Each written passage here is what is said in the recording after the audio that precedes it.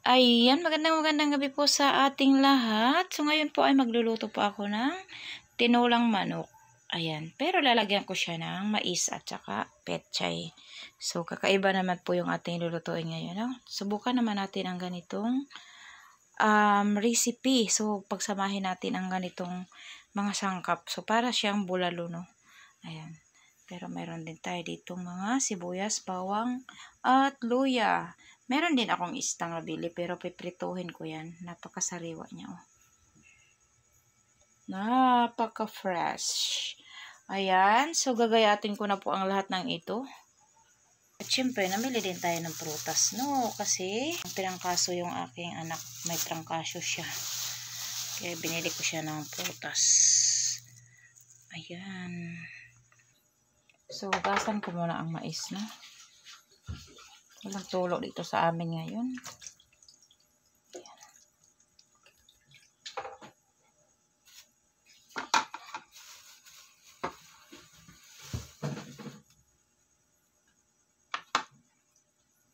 Unahin ko muna itong mais pagayat.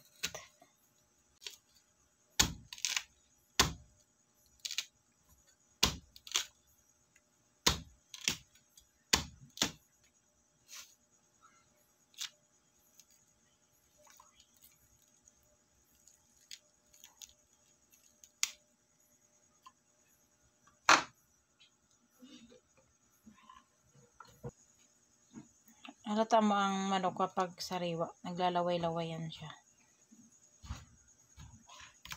Anong niluto mo? Manok, tinola. Tinola? Mm.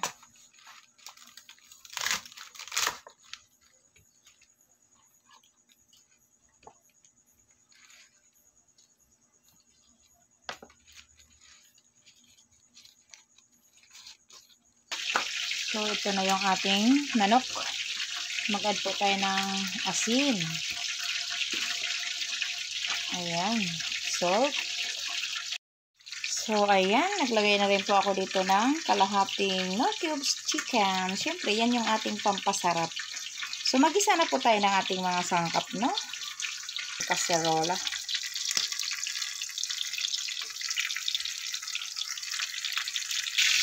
Yan. So, sabay-sabay na po natin ilagay itong tatlong sangkap natin.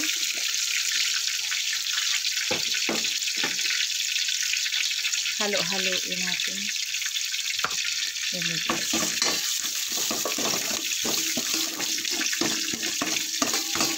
At manok. So, pagsamahin na natin.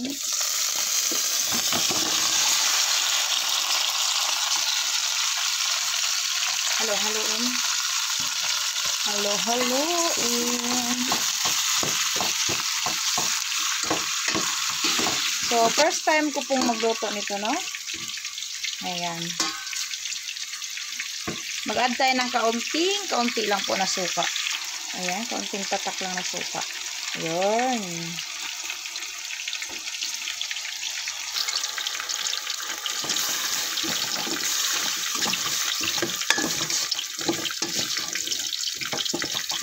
So, mainit na tubig ang ilalagay ko. Takpan natin.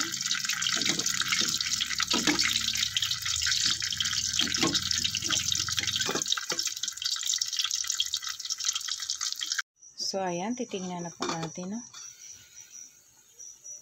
Okay. Ayan ang ating no? Siguro na may luto na itong mais. So, ilagay na natin ang ating petchay.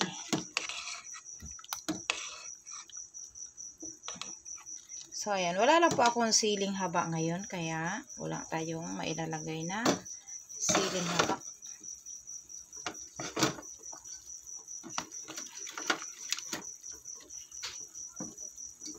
So, tara, lagay natin ang ating petchay. Ang sarap ng sabaw niya.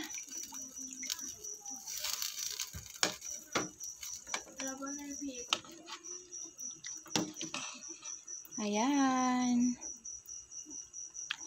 So, petchay lang po ito at mais, no? So, wala tayong patatas. Okay, pero mais pa lamang ay ulam na yan. Sarap. Sarap. O, ayan ang ating ala Tess Baron version na ala chicken bulalo. Charot lang. So, ayan. Tikman natin ang sabaw.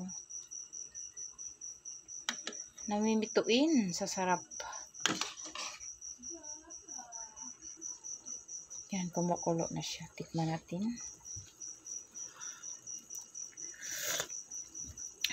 Ang sarap. Napakasarap niya. Subukan nyo magluto ng may suka. Pag nagtitinola kayo. Ang sarap. Ang sarap ng sabaw. So, wala siyang lansa.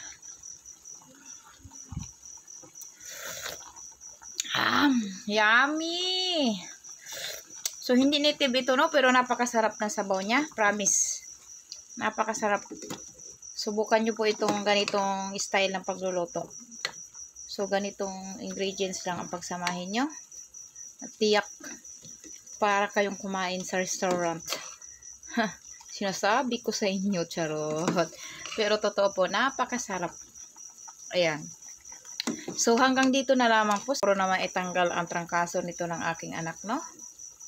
Ayan. At may sili kami ditong Bisaya. So, lagyan niya yan ng sili mamaya. Bisaya na sili, yung maliliit. Okay, thank you so much for watching, guys. See you on my next video. Bye-bye. Huwag kalimutan si Tess Baron. Bye, and God bless.